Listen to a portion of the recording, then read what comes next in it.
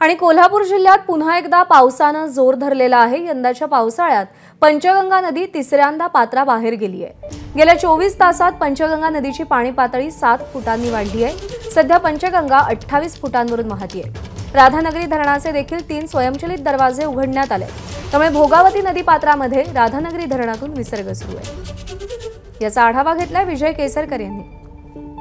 यंदाच्या पावसाळ्यात पंचगंगा नदी ही तिसऱ्यांदा पात्राबाहेर पडलेली आहे। कोल्हापूर शहरामध्ये जरी पावसाने काहीशी उघडीप दिली असली तरी देखील धरण क्षेत्रामध्ये पाऊस मात्र अजूनही जोर धरून आहे आणि म्हणूनच राधानगरी धरणाचे 3 स्वयंचलित दरवाजे हे उघडले गेलेले आहेत आणि त्यामधून भोगावती नदी पात्रामध्ये विसर्ग आहे तो सुरू झालेला आहे।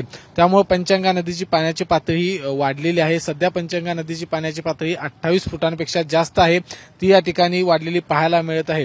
एकूण जर बघितलं तर गेल्या 24 तासातला जर आपण अंदाज जर बघितला तर गेल्या 24 तासामध्ये पंचगंगा नदीची पाण्याची पातळी जवळपास 7 फुटाने वाढलेली या ठिकाणी पाहायला मिळते।